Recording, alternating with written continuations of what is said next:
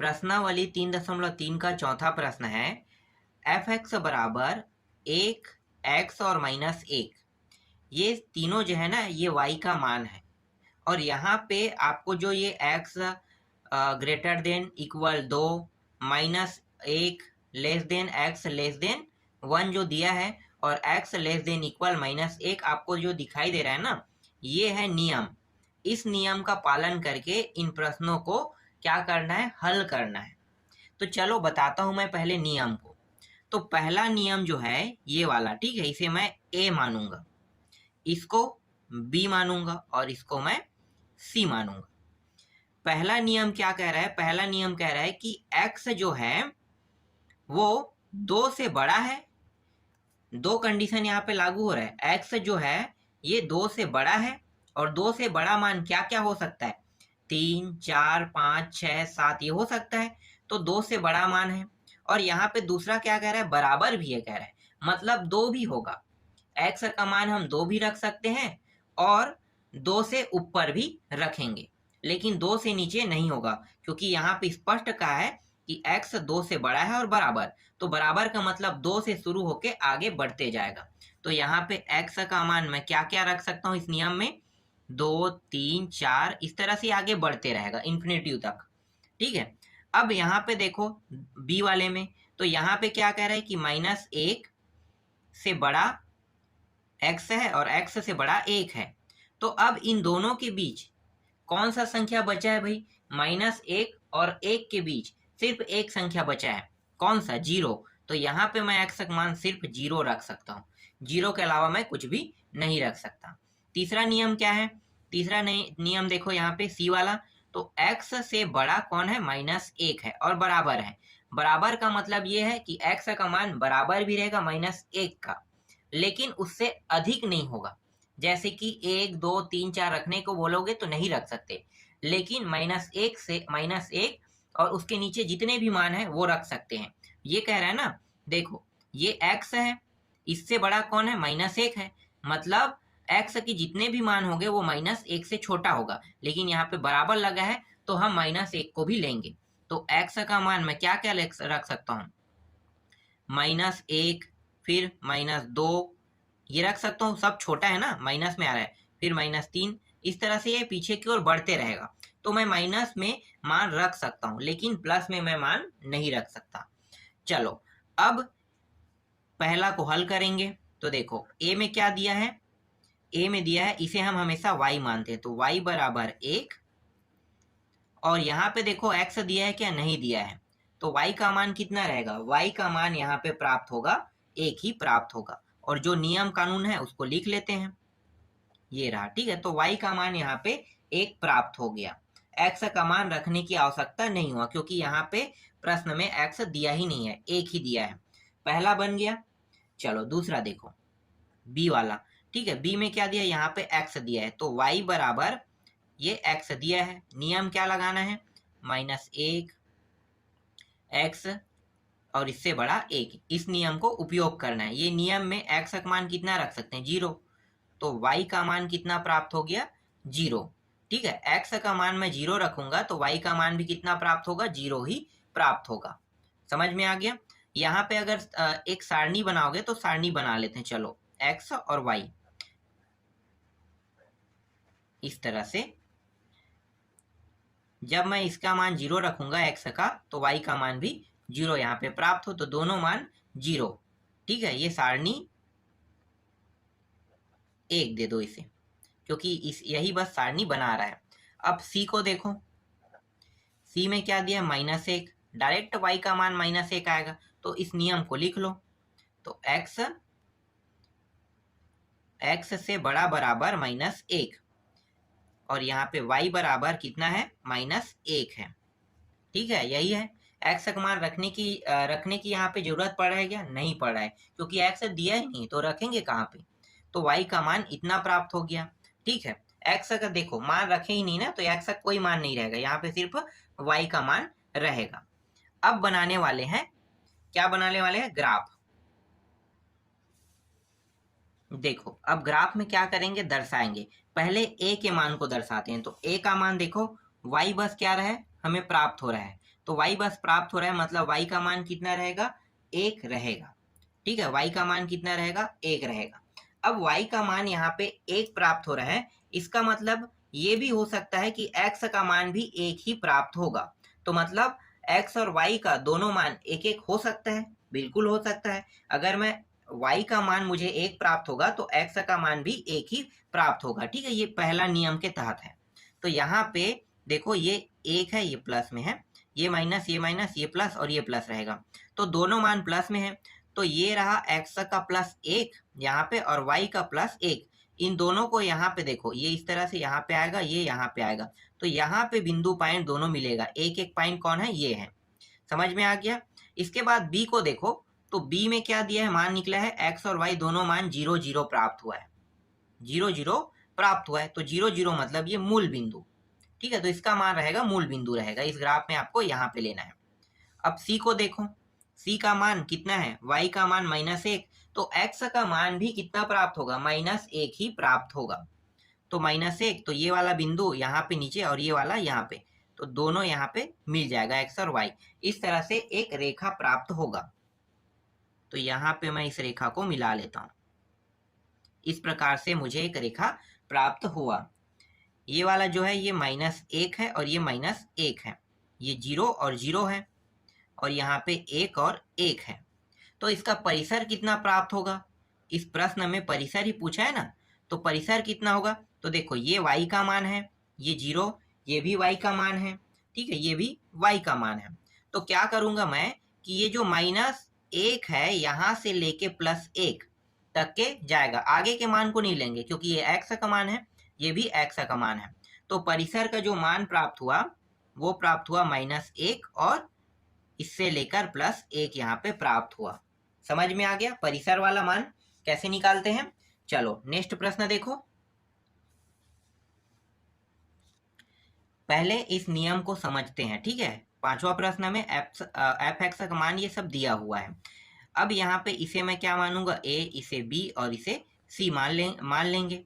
तो यहाँ पे ये जो नियम क्या कहता है पहले समझेंगे कि ये जो x है वो 1 से बड़ा है कह रहा है, मतलब 1 से बड़ा मान मैं x के जगह पे रखूंगा। x के जितने मान भी प्राप्त होगा वो सब के सब 1 से बड़ा होगा, यही है नियम। तो x से बड़ा मतलब जो 1 से बड़ा मान क्या क्या है, 2 है, 3 है, डॉट डॉट डॉट आप बढ़ा लो जितना अनंत तक के जाएगा। तो मैं x का मान 2 से आगे जितना चाहे उतना मैं रख सकता हूँ। ठीक है, यही कह रहा है पहला नियम। उसके बाद देखो दूसरा में x बराबर डायरेक्ट 1 कह दिया है, तो यहाँ पे x का मान डायरेक्ट 1 ही रखना है और कुछ नहीं रखना है। ठीक है, 1 प्राप्त हो गया। इसके बाद देखो यहाँ पे 1 जो है बड़ा है किससे, x से, तो x क्या है यहाँ पे छोटा हो रहा है 1 से, तो 1 से छोटे क्या क्या मान है भाई, तो 1 से छोटे जो मान है वो है देखो 0, -1, -2, -3। ये जो माइनस में पीछे की ओर जितने भी मान आएगा ना ये सब के सब +1 से छोटा है। तो x के जगह में c में हम x के स्थान पे ये सब मान रख सकते हैं। समझ में आ गया।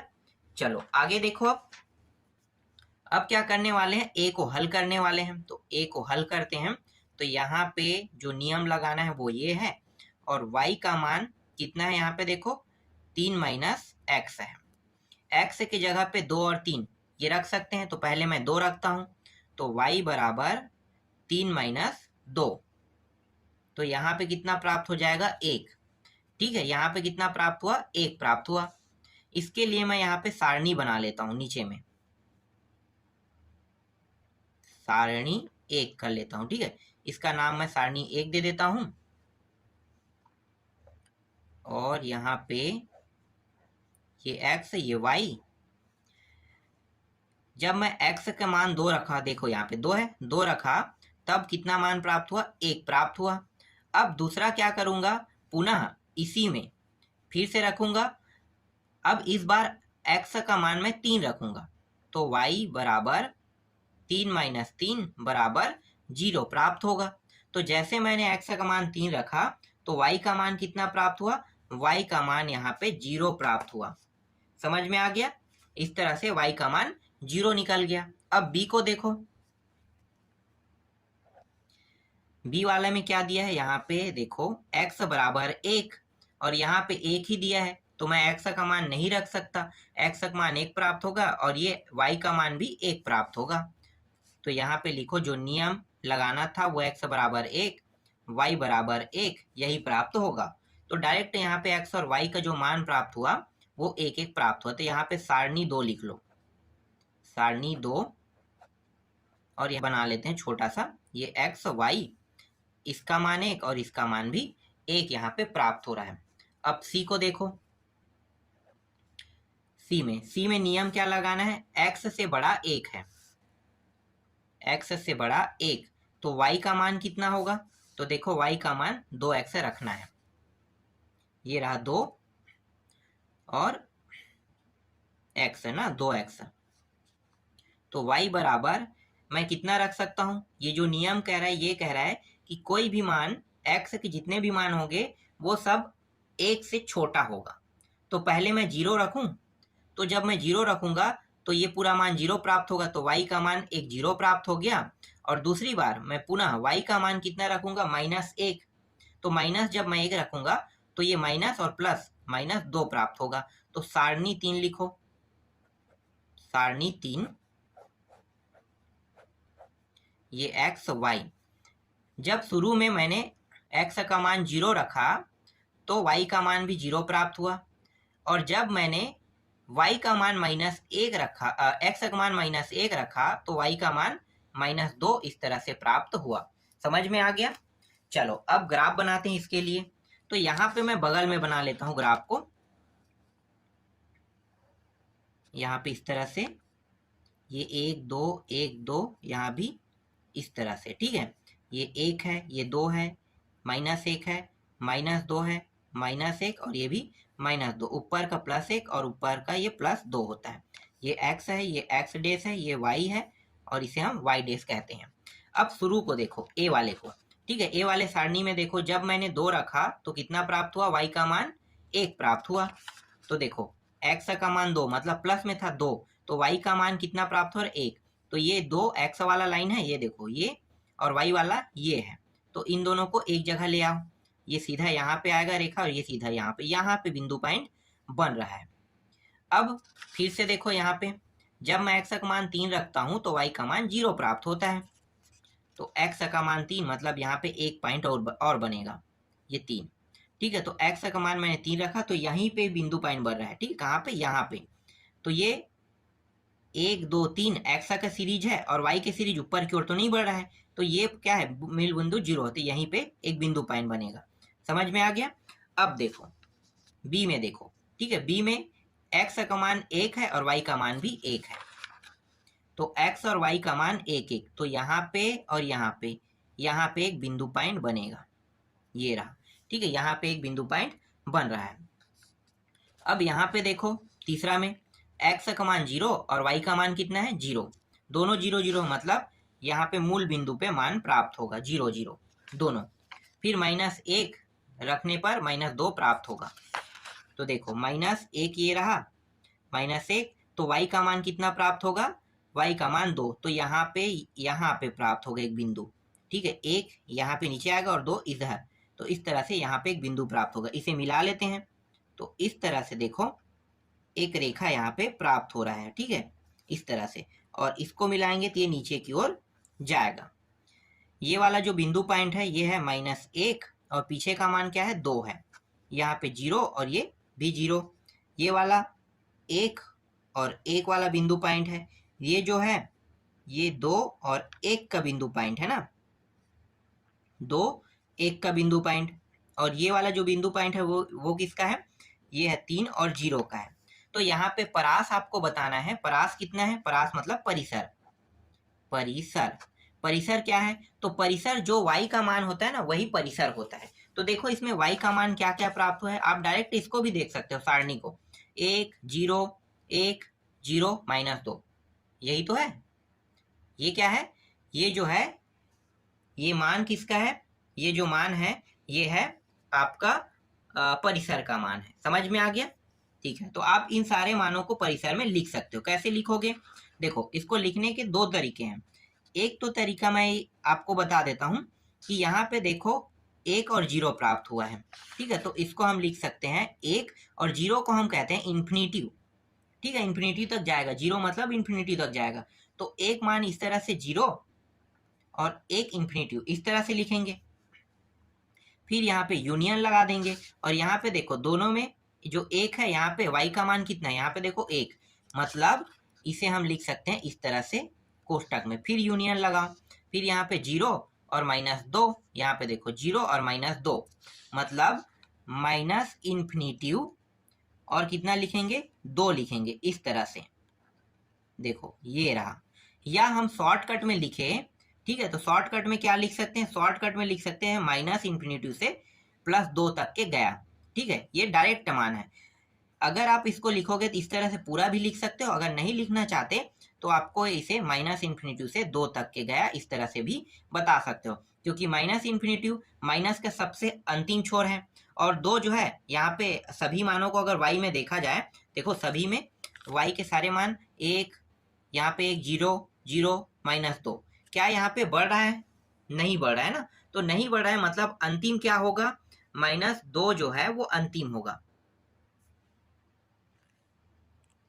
ये माइनस में है। ठीक है, तो ये -2 क्या होगा, अंतिम होगा। इस तरह से ये आपका आंसर है। ये डायरेक्ट शॉर्टकट तरीका है और आपको अगर पूरा लिखना है तो ये लिखना है आपको। ठीक है, ये मेन आंसर है। हो सकता है ये आंसर आपके की या गाइड में ना दिया हो, लेकिन ये वास्तविक आंसर है। ठीक है, जो डाउट रहता है ना की गाइड में नहीं बताते हैं, और मैं आपको डाउट को क्लियर करके बता रहा हूँ कि हाँ भाई यहाँ पे थोड़ा सा गलत है और हो सकता है शॉर्टकट दिया है, तो उसे मैं पूरा का पूरा सॉल्व करके बता रहा हूँ। ठीक है, तो ये ओरिजिनल आंसर है। चलो आगे आपको ये समझ में आ जाएगा, अगर अभी आपको ये समझ में नहीं आ रहा होगा तो। देखो छठवां प्रश्न को, छठवां प्रश्न में पहले इस नियम और कानून को पहले समझ जाते हैं। ठीक है, ये ए है, ये बी है और ये सी है। ए को देखो तो ए में देखो ये 0 है और 0 से बड़ा x होना चाहिए क्या, लेकिन यहाँ पे बराबर का निशान लगा है। इसका मतलब क्या है कि 0 भी मैं x के जगह पे रख सकता हूँ और 1 भी रख सकता हूँ। ठीक है, 1 क्यों रख सकता हूँ, क्योंकि यहाँ पे 1 से बड़ा नहीं होगा कह रहा है, लेकिन यहाँ पे पीछे वाले में बराबर का निशान लगा है, तो ये नियम आगे वाले में भी फॉलो होगा। मतलब x का मान मैं 0 और कितना रख सकता हूँ, 1 बस रख सकता हूँ, इसके अलावा और कोई मान नहीं रख सकता। ठीक है, समझ में आ गया आपको। दूसरा देखो, x का मान पहले ही स्पष्ट कर दिया है कि आपको 1 ही रखना है। तीसरा क्या कह रहा है कि 1 से बड़ा x का मान रहेगा, लेकिन यहाँ पे 2 से बड़ा नहीं होगा, ये कह रहा है, लेकिन बराबर लगा है। तो बराबर का मतलब क्या है कि हम 2 भी रख सकते हैं। क्या रख सकते हैं, 2 भी रख सकते हैं। तो एक तो यहाँ पे x का मान मैं 1 रख सकता हूँ। ठीक है, 1 से क्या नहीं होना चाहिए, x का जो मान है वो 1 से बड़ा है लेकिन 1 से छोटा नहीं होना चाहिए। तो मैं 1 तो रख सकता हूँ और साथ ही साथ बड़ा और बराबर मतलब 2 भी मैं रख सकता हूँ यहाँ पे। तो ये x का मान यहाँ पे 1 2 रखना है, इसमें x का मान 1 और यहाँ पे x का मान 0 और 1 रखना है। चलो हल करते हैं। तो a को बनाओ, a का मान क्या है, तो देखो ये जो नियम कानून है पहले उसको लिख लेते हैं भाई, क्योंकि इसे नहीं लिखेंगे तो कैसे बताएंगे कि क्या नियम लगा रहे हैं। और इस f(x) को क्या मानते हैं, y, और ये वाला जो मान है x - 1 है।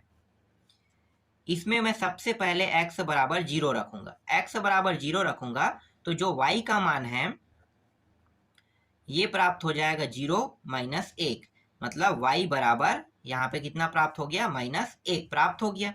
देखो 0 रखने पर कितना प्राप्त हुआ, -1। दूसरी बार मैं x का मान क्या रख सकता हूँ, 1 रख सकता हूँ। तो y बराबर 1 - 1, तो y का मान प्लस माइनस कितना हो जाएगा, 0। तो देखो 1 रखने पर कितना प्राप्त होता है, 0 प्राप्त होता है। अब सारणी बनाओ, सारणी 1।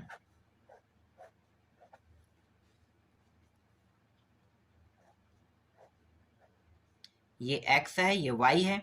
0 रखता हूं तो -1 प्राप्त होता है, 1 रखता हूं तो 0 प्राप्त होता है।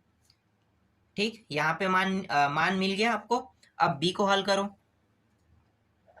तो b का जो नियम कानून है उसको देखो। तो यहाँ पे देखो x बराबर डायरेक्ट क्या प्राप्त होगा, 1 ही रहेगा ना x का मान, और y का मान क्या है, 1 है, तो यहाँ पे y बराबर भी 1 ही प्राप्त हो रहा है। तो इसका जो नियम कानून है, जो सारणी बन रहा है, देखो सारणी बनेगा वो क्या बनेगा भाई, ये x y 1 और 1, ठीक है, यही प्राप्त होगा। c को देखो, अब c वाला यहाँ पे देखो, 1 से बड़ा x से बड़ा बराबर 2, पहले इसको लिखो, x से बड़ा x और x से बड़ा बराबर 2, और y का मान कितना लेना है, x प्लस 1 लेना है। यहाँ पे देखो x का मान 1 और 2 बस मैं रख सकता हूँ, तो पहले 1 रखूंगा, तो x बराबर जब मैं 1 रखता हूँ तो y का मान 1 प्लस 1, मतलब y बराबर कितना प्राप्त हो गया, 2 प्राप्त हो गया।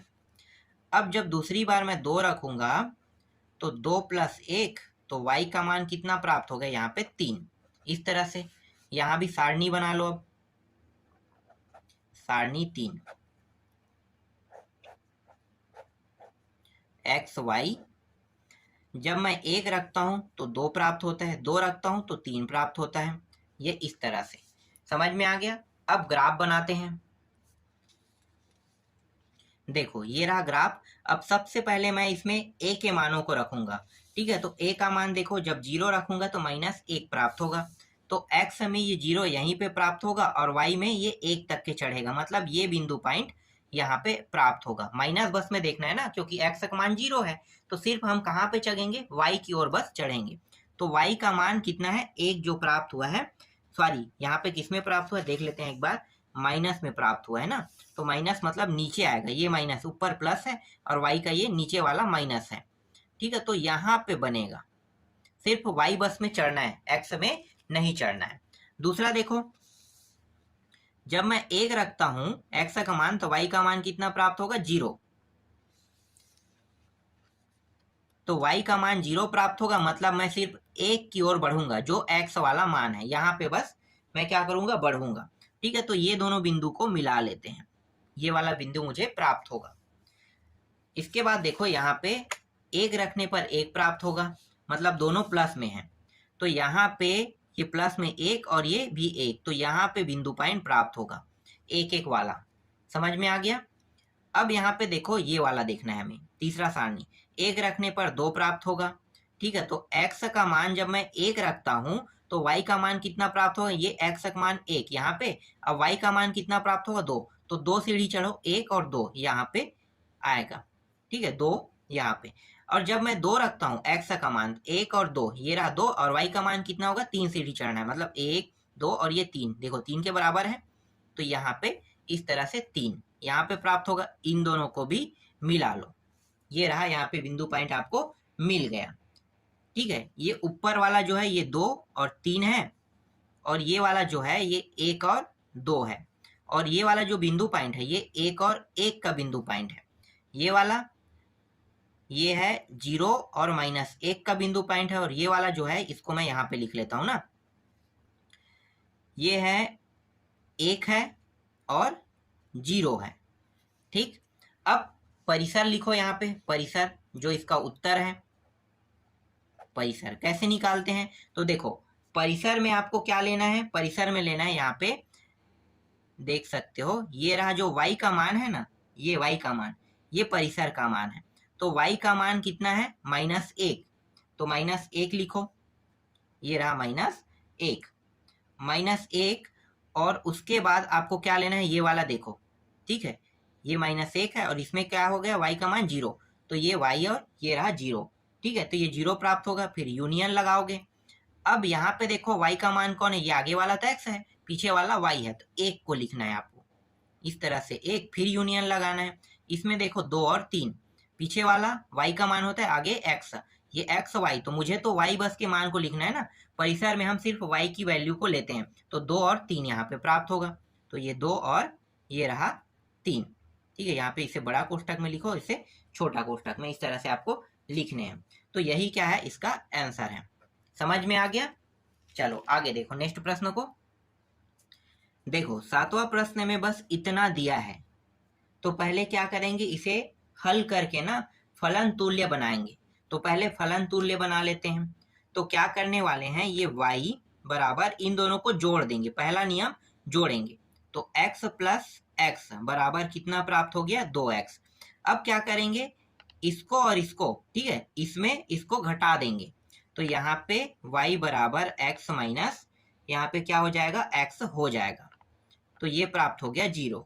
और यहाँ पे जो नियम हम उपयोग किए हैं ना, उस नियम के तहत जो नियम लगाए हैं वो नियम है x बड़ा है और बराबर है किससे, 0 से। ये नियम यहाँ पे लगा है, इसमें भी वही नियम लगेगा, x से बड़ा और बराबर 0। इस तरह से ये नियम आप लगा सकते हो, ठीक है। तो दोनों नियम लगाते हैं, तो ये नियम जो है ना, इस नियम में बदलाव हो जाएगा। क्यों बदलाव होगा, देखो, क्योंकि यहाँ पे मान क्या प्राप्त हो रहा है, 0 प्राप्त हो रहा है, और 0 जो है वो x से क्या है, x से छोटा है, ठीक है, और बराबर है, मतलब 0 जो है वो बराबर के तुल्य है। तो आपको क्या करना है, यहाँ पे आपको करना है x से बड़ा 0, इस तरह से कर देना है, तब ये 0 प्राप्त हुआ, समझो। तो यहाँ पे फलन तुल्य जो प्राप्त हुआ y बराबर, इससे हम ऐसे लिख सकते हैं 2x, और ये जो नियम लगा है ये इस नियम के तहत, और यहाँ पे कितना प्राप्त हो, 0, और ये वाला यहाँ पे लगा देंगे x से बड़ा 0। इस तरह से इसे फलन तुल्य कहते हैं, ठीक है। तो बन गया वैसे ही जैसे हम बनाते थे, ऐसे ही रहता था, तो प्रश्नों को हल करते थे। अब इन्हें हल करते हैं, तो नियम क्या कहता है, देखो, x बड़ा रहेगा 0 से और बराबर, तो मतलब x का मान मैं क्या क्या रख सकता हूँ ये बताओ मुझे। तो यहाँ पे मैं x का मान, एक तो 0 का बराबर है कह रहा है, मतलब 0 मैं रखूंगा, और 0 से बड़ा रहेगा, ठीक है, एक सेकंड, क्या है, x जो है वो 0 से बड़ा रहेगा, ठीक है। तो 0 से जितने भी बड़े मान है उसको रखूंगा, तो 1 2 इस तरह से आगे बढ़ते रहेगा। दूसरा नियम क्या कहता है, दूसरा नियम का कोई वजूद ही नहीं, तो उसको अलग से लिखने की आवश्यकता नहीं है, फिर भी मैं बता देता हूं कि यहाँ पे कह रहा है कि x जो है वो 0 से छोटा है, 0 से छोटा, तो x का मान मैं क्या क्या रख सकता हूँ, 0 से छोटा, मतलब मैं रख सकता हूँ x का मान यहाँ पे माइनस उनस ये बता सकता हूँ, पर ऐसा कुछ नहीं करेंगे, 0 बस आप रख लो, ठीक है। x का मान 0 बस रहेगा, या 0 से छोटा है, ठीक है। तो ऐसा बस आप समझो इसको। अब इसे मैं a मानूंगा और इसे मैं b मानूंगा, तो a के लिए जब मैं हल करूंगा तो यहाँ पे जो नियम लगा है वो ये है, और y बराबर कितना है, 2x। पहले मैं x का मान 0 रख लेता हूँ, तो यहाँ पे x बराबर 0 रखने पर y बराबर 0 प्राप्त होगा, ठीक है। y बराबर कितना प्राप्त होगा, 0। अब दूसरी बार मैं क्या करूंगा, x बराबर 1 रखूंगा, तो y का मान कितना प्राप्त हो जाएगा, 2 प्राप्त हो जाएगा, 2 एकम 2, मतलब 2 प्राप्त हो जाएगा। तो यहाँ पे मैं सारणी बना लेता हूं, सारणी 1 xy, 0 रखने पर 0 और 1 रखने पर 2 प्राप्त हुआ, ठीक है। अब b को हल करो, तो b में जो नियम है वो x से बड़ा है 0 और y का मान 0, तो डायरेक्ट y का मान यहाँ पे 0 प्राप्त हो गया। तो x का मान क्या प्राप्त होगा, x का मान भी तो 0 प्राप्त होगा ना, जैसे कि यहाँ पे मैंने आपको बताया है, ठीक है। तो x का मान 0 ही रहेगा। तो यहाँ पे अगर सारणी बनाते हैं, सारणी 2, तो आपको कैसे बनाना है, इस प्रकार से x y 0 और 0। अब चित्र का निर्माण कर लेते हैं, देखो इस तरह से, ये 1 2, ये माइनस वाला है, ये भी माइनस वाला है, ये प्लस 1 और ये प्लस 2 है, ये y वाला है, ये x वाला है, ये x डैश बोलते हैं, इसे y डैश बोलते हैं, ठीक है। डैश वाला जो मान है ये यहाँ से यहाँ माइनस रहता है, यहाँ से यहाँ ये माइनस रहेगा। x वाला ये प्लस में रहता है, ये भी प्लस में रहता है। तो देखो पहला अगर मैं सारणी देखता हूँ, तो पहले सारणी को देखो, तो जब मैं x का मान 0 रखता हूँ तो y का मान 0, मतलब ये मूल बिंदु में मान प्राप्त होगा, ठीक है। यहाँ पे फिर यहाँ पे देखो, यहाँ पे जब मैं x का मान 1 रखता हूँ तो y का मान कितना प्राप्त होता है, 2। तो जैसे ही मैंने x का मान 1 रखा तो ये रहा x का मान 1 और y का मान 2, मतलब 2 सीढ़ी 1 और 2 सीढ़ी यहाँ पे आ जाएगा, ठीक है। सीधे सीधे देखना, इसका सीधा और इसका सीधा, तो यहाँ पे ये, अब इन दोनों रेखाओं को मिला दो, इसका मान तो 0 ही 0 प्राप्त होगा, मतलब यही मूल बिंदु। तो इन दोनों रेखाओं को मिलाएंगे तो एक सरल रेखा मिल जाएगा। तो ये 0 0 पॉइंट है और ये वाला पॉइंट 1 और 2 है, ठीक है। कितना है, 1 और 2। तो इसमें परिसर कितना प्राप्त हुआ, अब परिसर बताओ, क्योंकि जो हमारा आंसर है वो तो परिसर ही रहेगा ना। तो परिसर क्या रहेगा, तो परिसर का जो आंसर हमें इसमें लिखना है वो रहेगा 0 से लेके, ये 0 है और ये अनंत तक बढ़ते रहेगा। 2 का मान जो है ना, 2 के बाद 3 आएगा, 3 के बाद 4, सॉरी 2 के क्या बोल रहा हूँ मैं, हाँ y का मान 2 बोल रहा हूँ, 2 के बाद 4 आएगा, 4 के बाद 8, इस तरह से ये बढ़ते रहेगा, बढ़ते रहेगा। 4 मतलब 2 का गुणज बढ़ते जाएगा, तो इसका मतलब है 0 रहेगा और कितना रहेगा, इन्फिनिटिव, क्योंकि अनंत तक के गुणज बढ़ेगा ना, तो अनंत तक मतलब इन्फिनिटिव तक ये जाएगा। तो ये प्राप्त हो गया 0 और इन्फिनिटिव, यही क्या है इसका आंसर है। आप देख सकते हो कैसे, अगर आपको इसे साबित करना है तो यहाँ पे 2 रख के देखो, ठीक है। x का मान जैसे मैं यहाँ पे 2 रखूंगा, ठीक है, ये x का मान मैंने 2 रख दिया, तो y का मान कितना प्राप्त होगा, मैं भी सिद्ध करके बताता हूँ। 2 के बाद 4 आएगा, 4 के बाद 6 आएगा, ये चीज मैं बता देता हूँ, ठीक है। तो 2 रखेंगे तो ये देखो 2 पहले से 2 गुणी 2, यहाँ पे 4 हो गया। अब जब मैं 3 रखता हूँ तो 6 प्राप्त होगा कि नहीं, मैं बता देता हूँ। देखो 2 और गुणी 3 कितना हो जाएगा, 6, इस तरह से। तो ये जो है ना 2 के गुणज y का मान प्राप्त होते जाएगा, इसलिए 0 से आपको क्या करना है, इन्फिनिटी तक, मतलब अनंत तक के मुझे मान प्राप्त होगा, इसलिए परिसर का मान 0 और इन्फिनिटी आएगा। बाकी जो बचा प्रश्न उसको नेक्स्ट वीडियो में मैं आपको बताऊंगा।